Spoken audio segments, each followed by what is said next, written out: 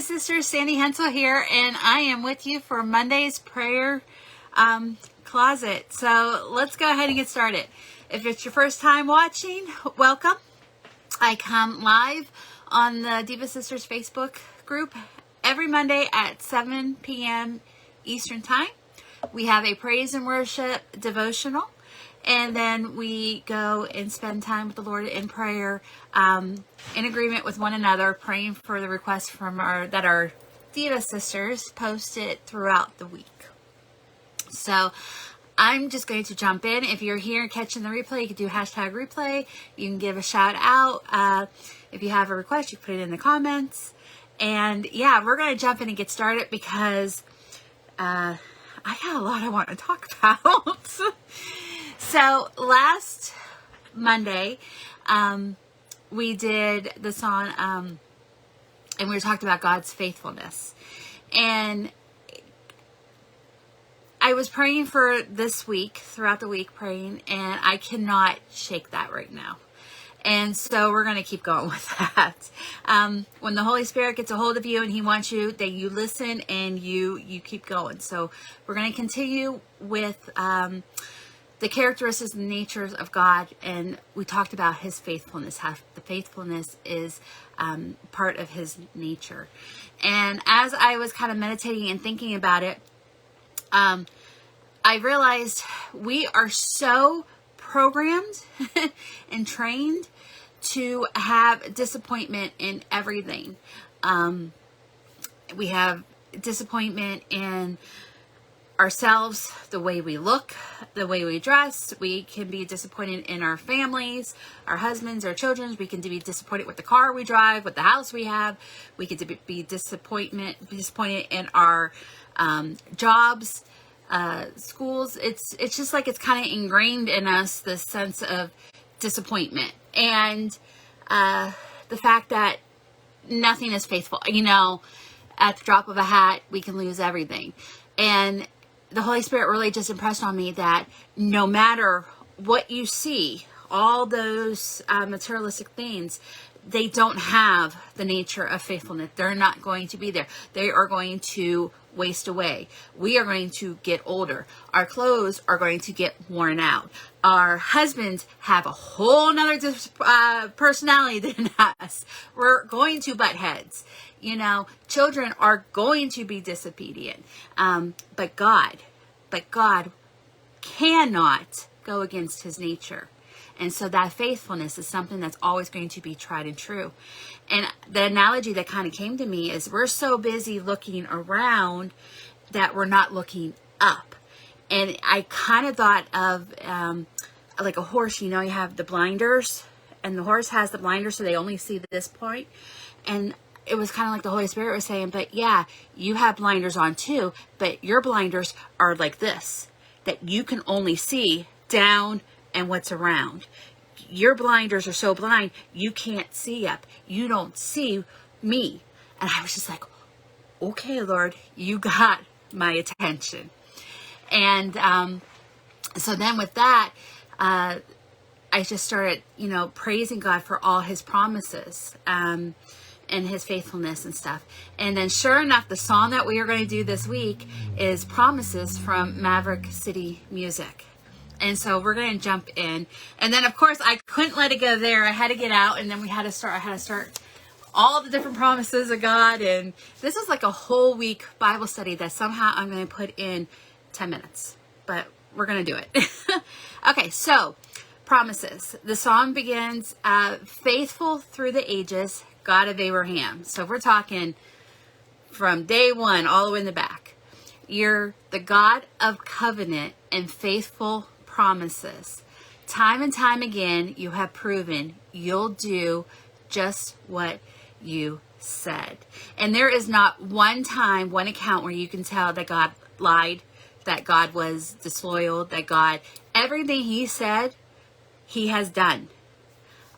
Made from the beginning of, I will not flood the earth again, I will give you a rainbow. All the way from a covenant from there. The next part says, through the storms may come and the winds may blow, I'll remain steadfast and let my heart learn when you speak a word, it will come to pass. So when the Lord speaks to you and he puts that rhema word in that heart, that logos word is the written word. It's the knowledge word. That rhema word is that one in your heart. That word that he gives you, that little promise that you got years ago that you have tucked in your heart that you don't want to let go for, that that promise came from God. We don't know when, but that promise will come. He is not a God that can lie. So we know it will come to pass. Great is your faithfulness. I'm like, there we go, Lord. Great is your faithfulness to me. From the rising sun to the setting same, I will praise your name. Great is your faithfulness to me. God, from age to age, though the earth may pass away, your word remains the same. His word, he has given us his word. He says, use my word. He has given us his holy word. That is our two-edged sword. Don't even get me started on that one. That'll come to our promises. Wait until I got a doozy. He gave me a doozy for that one. Your history can prove there's nothing you can't do. You're faithful and true. I don't know about you girls. I get excited when I hear that, there is nothing in this that is unbiblical. I'm telling you. I put my faith in Jesus, my anchor to the ground, my hope and firm foundation. He'll never let me down. In the middle of the storm, in the middle of my trial, I will still bless you. We might not see, we don't see what God sees. And I think that's one of the things, if we can kind of grasp that my ways are not his way. My thoughts are not his thought. What he sees here, and that's like that blinder. I just see the picture here. You take off, he sees everything. And then it says, in the middle of the storm, in the middle of the trial, I'll still bless you. In the middle of the road, when I don't know where to go, I'll still bless you. So this poem was promises, this praise and worship song. I really encourage you to go ahead and listen to it in your car, on your way to work, or when you're washing the dishes, and just kind of grasp. It's a beautiful worship to the Lord, and it just really puts his focus on him. We have to take our look off of us and put it on him. And I really wanted to think about the promises. So we're going to jump in. Like I said, we got to get to our prayer. That's the most important. But there are thousands of promises in the Bible that God has given us. Thousands. Thousands for the future. Thousands that he has already come to pass. But thousands. So how do I get those thousands into 5 minutes? We go down to 5. Okay, so I kind of thought of ways that we can kind of do 5 promises of God, and everything kind of fits within those 5. And by all means, I'm not a theologian. I know I don't have any degrees. I'm not a pastor. I'm just a mom who loves Jesus. Mom and wife who loves Jesus. So this, you might come up with something different, but this is what I came up with. So the promises of God. Why do we get promises? Well, number 1, he loves us. That's why he's giving us our promises. They're given to us just because we're his children. That's all. He doesn't have to. But because we are his and he's our father, he's going to give us those promises. Hebrews 13:5 says, I will never leave or forsake you. Isaiah 54:10 is not, I got a lot of scriptures here. I'm going to put these all in the blogs. Don't worry. You don't have to, I'll have it all written out for you. I promise. But the first one is the promise of salvation. Being saved through Jesus. This promise was sealed on the cross when Jesus died for us and his blood was shed for us. This promise was fulfilled. John 3:16, Revelations 3:5, Romans 6:6, Ephesians 1:5. Those are just some of the ones, that we can go through. And it just, all of those talks about the salvation and the promise of salvation. Number 2, promise of God. Answered prayer. The assurance that God will always listen to us and when we talk with him. We are his kids, and he's going to listen and answer. Now, here's the thing. That answer to that prayer, we want it to be yes. But that answer might just be no, girls. It's what is in God's will for our lives and the plans. So we can't get all salty when we want that yes, but we get that no instead. But he does promise he's going to answer that prayer. It just might not be how we want it, but he is not going to do anything that is going to harm us. That's the enemy. That's not our Father. Mark 11:24, John 4:13, 1 John 5:14, all talk about answered prayer. The next one is number 3, promises of God, and that is victory in his word. That was one, like, how in the world do I phrase it? But victory in his word. Okay, so this is where I was telling you about that sword earlier. Remaining in his word to endure and gain victory over temptation and sin. And Deuteronomy 31:6, James 4:7, all of this. Here's the thing. He promised us victory when we use his word. His word is a two-edged sword that we can use against the enemy. It's going to pierce when it comes in, and it's going to cut when it comes out. Yeah, pierce when it goes in, cut when it goes out.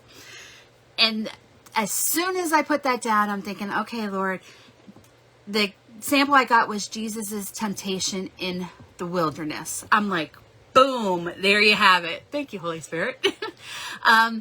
When the enemy came to tempt Satan and came to throw his fiery darts at Satan and came to throw a roadblock, when Satan came to throw his fiery darts at Jesus and throw a roadblock up at Jesus and stuff, what did Jesus do?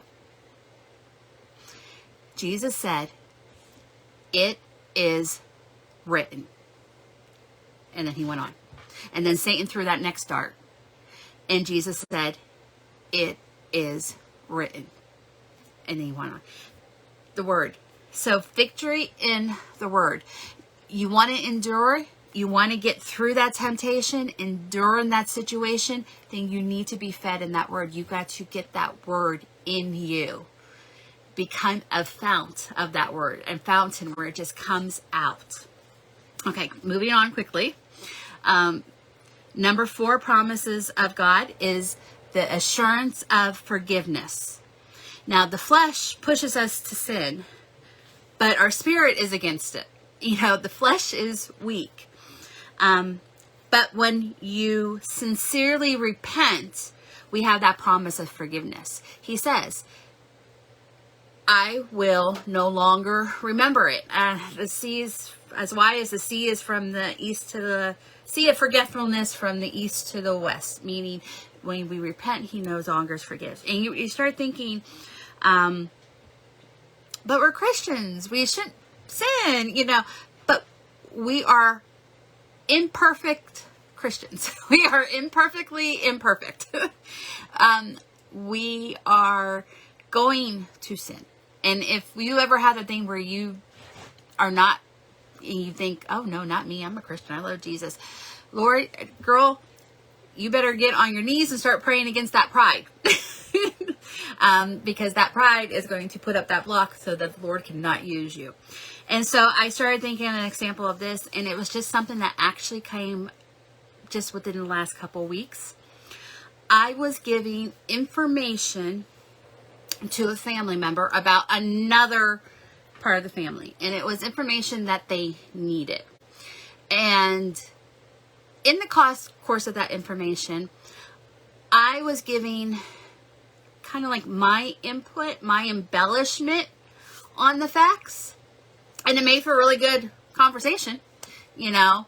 But what could have been said in literally 3 minutes ended up being a 30-minute conversation. And when I got done with it, I started thinking, and I felt really grieved in my spirit, and I'm thinking, oh, did I give her the wrong information? Did I say something wrong? No, I told her everything Chris told me. Okay, we're good. I didn't, Lord. And I'm like, well, forgive me if I gave her a detail that was embellished, that's where I was kind of feeling. And then I went back to Chris and I asked him, and he said no. And so everything he told me was right. It wasn't me lying or embellishing it. And I'm like, okay, Lord, I did good. And then the Holy Spirit said, you went over from information to gossip. And I went, oh, you're right. She only needed A, B, and C. You gave her A, B, and C, but you added on 1, 2, 3. 1, 2, 3 was not necessary. That's where that conversation became sinful. And your spirit, man, was grieved. I was having a sense of grieving and mourning and a separation from God. I felt horrible, and it wasn't until he showed me and I started praying about it, I'm thinking, no, Lord, I'm good. Okay, we prayed. I gave her all the right information. He's like, you gave her the right information, but then you girls talked about it. And that person, it didn't have anything to do with that situation. I was like, okay. So yes, I consider myself a Christian. Jesus is my Lord and Savior. I am born again, but with the blood of Jesus. And yes, that was a sin that I had to repent for. And believe me, it is foremost in my thought that the next time I conversed with this person, she got A, B, and C. We left out everything else. Okay. And then the last one, the promise of God, number 5, is the assurance of guidance.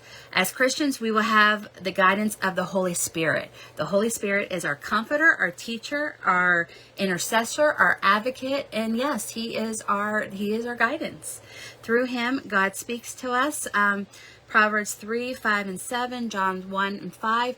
Jesus said, when I go, He's coming. It was a promise of God that was fulfilled. So if you are a child of God, you have the Most High within you. You have the Holy Spirit. He promises that He will walk out this life daily with you. And yet that will kind of go back to where you saw my story on forgiveness. He was walking with me. He knew. So, okay, we did that in 18 minutes. But those were the promises of God. So, as I was starting to pray, this is my study binder. These are my little study binders, little studies. I know the kids are used to mommy doing that. Every last Monday, we kind of go over a little bit of a salvation prayer, leading someone to the Lord and stuff. And then I was kind of thinking about the first Monday of every month being a what is prayer, kind of like a prayer 101, and doing a little short, add on a little short 2-minute to that. So that's what we're going to do on the first Monday of every month. We're going to go and do a short what is prayer. And on the last Monday of every month, that is when we kind of go over to the sinner's prayer and how to lead somebody who says, I want to pray. And there's a whole study on that I want to go over with you. So that's, okay, 20 minutes. So we are going to pray. Now I get to the part where, yes, Lord, let's have a conversation. So if you have a moment, just bow your heads and join me in prayer. So